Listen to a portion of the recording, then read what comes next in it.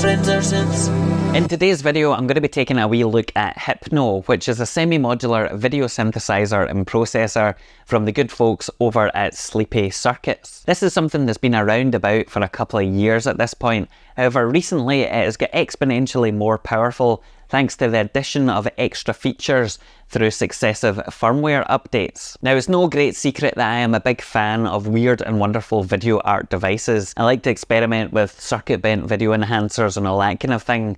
I usually tend to gravitate towards analog video gear, and whilst Hypno is a digital device, it packs in so many features and it's such a wee package that I was really keen to get my hands on it and try it out for myself. After chatting to Sleepy Circuits for a wee bit, they agreed to sponsor this video and did so by sending me over a Hypno to feature and also covering the associated shipping costs and stuff like that. I think it's important to stress that this is something that I'm really genuinely interested in and excited about. Hypno is an excellent bit of gear, particularly for folks that might be starting in the world of video art and don't know where to begin, or those people that just don't want to have a huge bulky video rig like I've ended up with in my house. As far as I'm concerned, there isn't really anything out there at the moment that ticks as many boxes as Hypno does. So let's take a wee look at it. I'll give you an overview and I'll explain part of the reasons why I think it's such a cool thing. When it comes to the hardware, Hypno is a really compact wee device which is built around a Raspberry Pi. It can be operated as a self-contained standalone unit,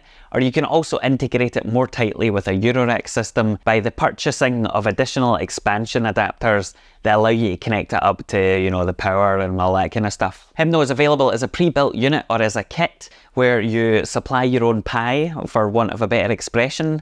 That might be the better option or the cheaper option for folks who've already got a Raspberry Pi lying about. It doesn't really matter which route you go, they all have similar functionality. The only difference is that the Pi model you choose will dictate what kind of inputs and outputs you have. So for example, certain Raspberry Pis have got, you know, multiple USB connections. Some of them use USB-C, some of them use micro USB, some of them have got a dedicated composite video output, some of them have only got an HDMI output, or unless you use some kind of adapter. The details of all of that stuff are found on Sleepy Circuits website, and they give a really handy guide so you know which one will be right for your particular scenario. But either way, there's a set of common controls on every Hypno, including 6 knobs, 2 sliders, and also 9 individual inputs for CV controllability. At its most basic, Hypno has got 2 separate channels, A on the left and B on the right. Each of these can have different sources or shapes loaded into them,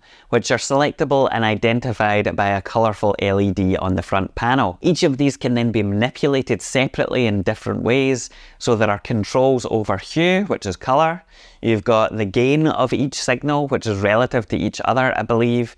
You've then got the frequency of the oscillation, rotation, scrolling, and a whole bunch of other effects and parameters, which are available via button press combinations. Operation of Hypno is generally pretty straightforward, but there is quite a lot of depth in there.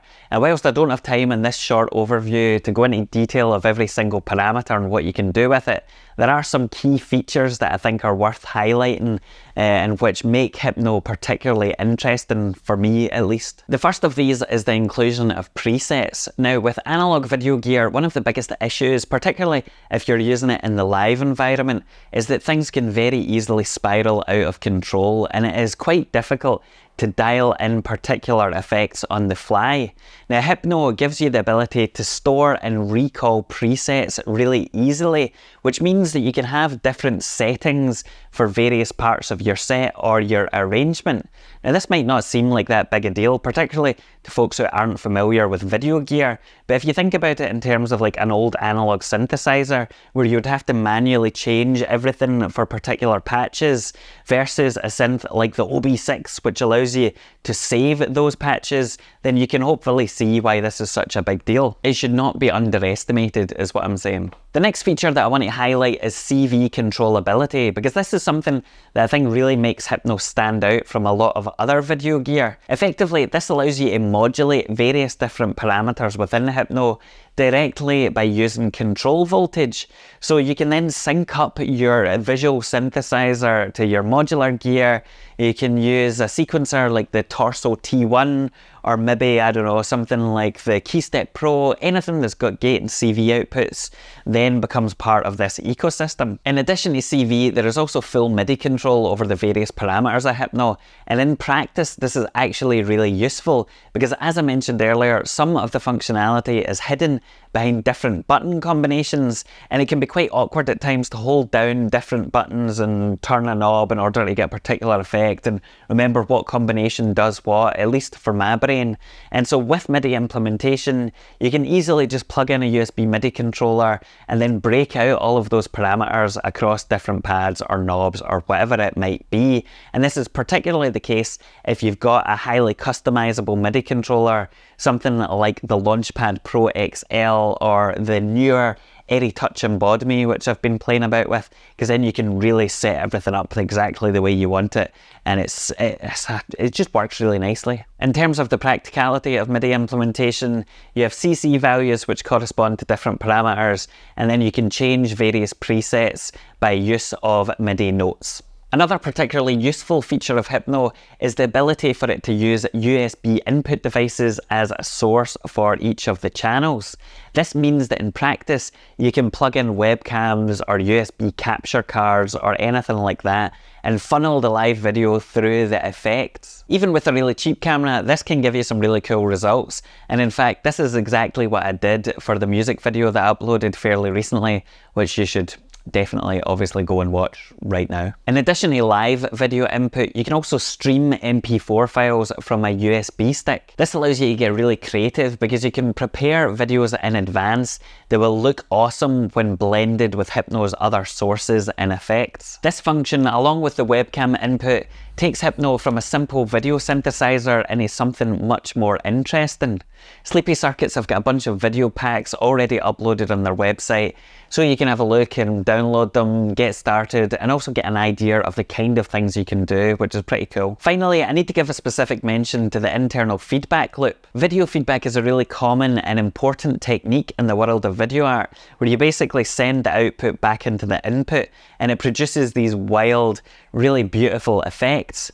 Now with Hypno, it would be difficult to do that given the hardware, unless you had adapters and things like that. So Sleepy Circuits have implemented various different types of internal video feedback loops which produce the same kind of effect and look really cool in practice. Obviously, there are controls over the various elements of the video feedback as well, including things like rotation, zoom, hue, shift, and all that kind of thing, which can also be broken out via MIDI as well. Now in practice, there's a bunch of specific use cases that I think Hypno is really well suited for. The first is for live use, and to be honest, this is the main reason why I was interested in getting a Hypno in the first place.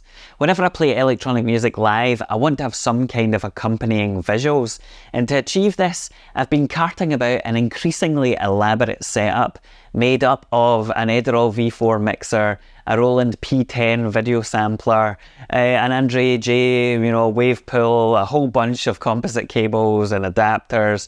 And the complexity of this means that not only does it take quite a long time to set up, but I'm the only one that can really set it up. There's a lot of margin for error or possibility for things to go wrong. And also, I usually need to draft someone in to do the controls for me live because I can't do everything myself. And unfortunately, that isn't always a practical option. With Hypno, in contrast, I've got this flexibility and array of features in there that are included in such a small package that I can just throw it in my bag, or carefully place it in my bag, I guess I should say, and then sequence everything over MIDI. For gigs where I'm on my own, all I have to do is configure a bunch of presets on my Hypno, MIDI sequence them from my Dirty Wave M8, which is usually what I'm playing live with these days, and then modulate the parameters over MIDI CC.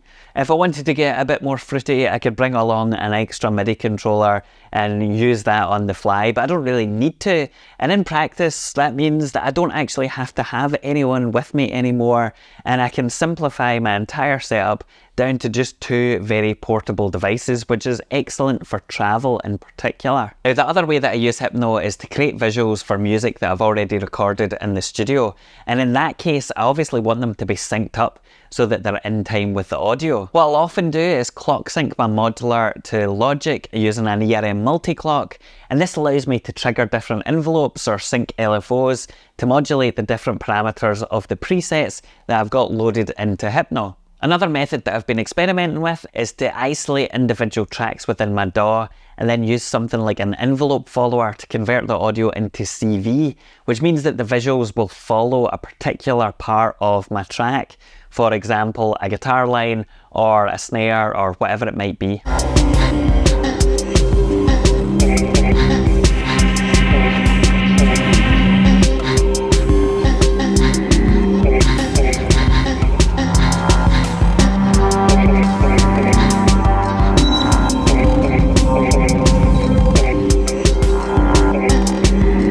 Alternatively, of course, I could also create full MIDI sequences that are tied very closely to each individual part of my arrangement and go that way like I might if I was playing live. As I said earlier, I think Hypno is a really cool bit of gear, and the range of possibilities that you get with this thing is actually pretty impressive.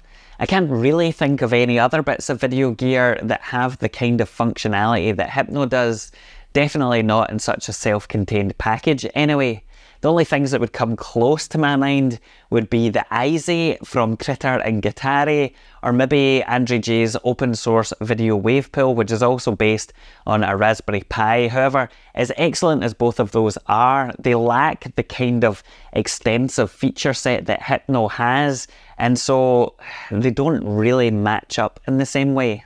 Something that I think is important to say is that the visuals of Hypno also look really good. I'm not usually a huge fan of digital video synthesizers because they have a particular look, but in the case of Hypno, that isn't really a concern. Even though it's still relatively early days for my journey with Hypno, so far I've been enjoying it a lot and I'm really impressed with the possibilities. This is definitely something that I would recommend to anybody that wants to get into the world of video art but isn't sure where to start or just wants a self-contained device. If you are interested in looking at one of these, definitely go look at Sleepy Circuits' own YouTube channel, because not only do they have videos that give you lots of really useful information, but they also occasionally provide discount codes on there as well, which is a nice wee bonus. Thanks to Sleepy for being really cool. Thanks for watching this video. I'll see you later.